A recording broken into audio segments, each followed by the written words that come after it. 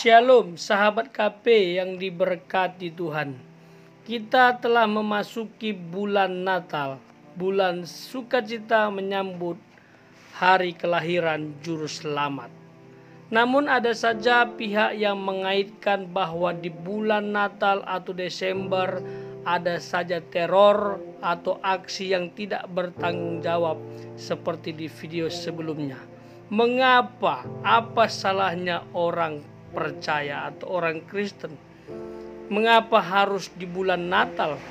Oleh sebab itu kita harus waspada, dan kita mau dengar tanggapan Evangelis Dautoni mengenai hal ini.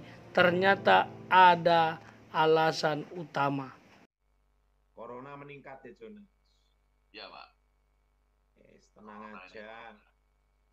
Kan sedang beritahu kan, Ya. nanti bulan 11, 12, ini sampai Februari kan, Jonas, tahun depan. Betul, Pak. Dan nanti kan ada namanya resesi ekonomi, Jonas. Ya, mulai tahun depan, Pak ya. Ya, tapi ya tenang aja, kita aman-aman aja, Jonas. Amin. Terutama di daerah, Pak ya. Iya, itu pandangan makroekonomi, Jonas. Ada yang sekarang ini lagi ini, Pak ya, ada masalah itu teroris ini, Pak ya. Ada teror lagi, Pak. Iya, itu kan jaringan sel itu, Jonas, ya, sel tidur namanya. Yang mau menunjukkan keberadaannya, Jonas. Banyak hal waktu saya tugas khusus itu ya, Jonas, kan. Ya, Pak. Itu kadang itu ada juga permainan intelijen asing, Jonas. Oh. Intelijen asing. Itu waktu itu kan saya sering ngobrol bersama Jenderal Edi Wibowo. Ya. Jadi kadang ada unsur-unsur keterlibatan intelijen asing juga. Oh. Dan kebanyakan itu terjadi di bulan Desember. Dan menurut analisa pribadi saya, Jonas ya, itu Ya, rawan itu termasuk gejala alam, bencana, itu rata-rata tuh banyak kejadian itu, ini analisa pribadi saya. Ya. Selama saya di tim khusus dulu, termasuk terorisme, itu tuh jaringan sel, itu kebanyakan tuh dari bulan 12, itu mulai start, itu sampai bulan Februari, Jonas. Oh. Memang itu udah seperti apa ya? Memang kayak udah mulai budayanya memang di bulan-bulan itu, Pak ya. Seperti siklus ya, Jonas. Seperti siklus. Gini ya. Dunia itu banyak mengalami krisis atau resesi itu 7 tahun.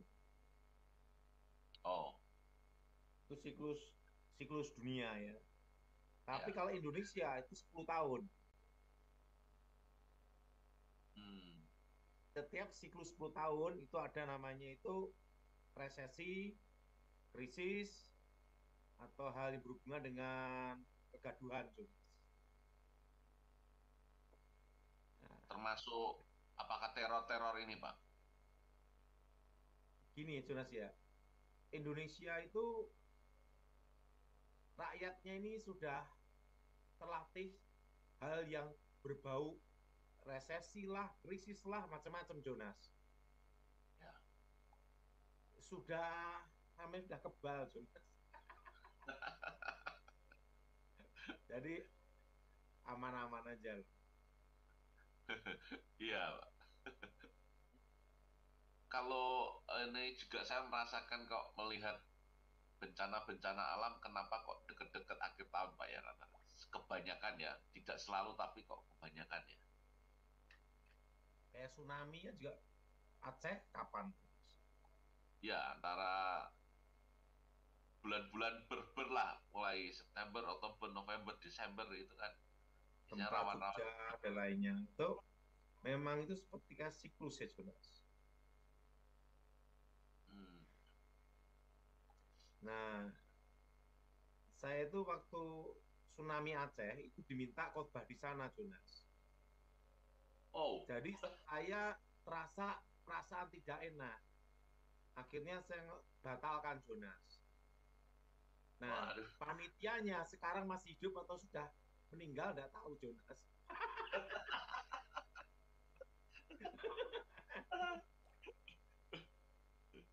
Oh, waktu itu Pak Don udah ngerasa Pak ya, ada sesuatu yang nggak pengen ke sana Pak ya akhirnya.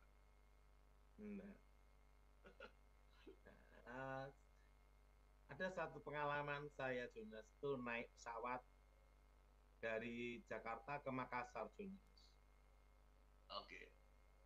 Waktu Jakarta Makassar itu kan muter, itu pesawatnya itu muter-muter nggak bisa landing karena ini awan gelap Jonas. Oh ya Pak. Awan gelap dan pesawatnya goyang-goyang gini Jonas. Nah, semua yang di pesawat itu berdoa menurut agama masing-masing Jonas. Udah pada berdoa semua Jonas. Saya hanya tenang-tenang aja sambil tiduran Jonas. Oh Pak. Nah, ditanya sama sebelah saya, kenapa Bapak enggak ini enggak bingung ini nih. Sekarang gini, kita takut pun percuma, mau keluar lari kemana? Pesawat ini ada di udara. Jadi ibaratnya kalau jatuh mati rame-rame. Mau keluar mati juga. Ya udahlah, pasrah aja lah Jonas. Ya udah pasrah aja Jonas, mau kemana lagi? Iya.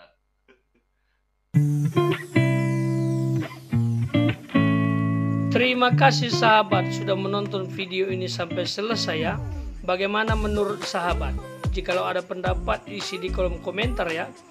Saya selalu bertanya-tanya ya, mengapa orang Kristen selalu menjadi korban? Dan saya pikir statement ini tepat, yaitu salah paham, pahamnya salah terkait kekristenan.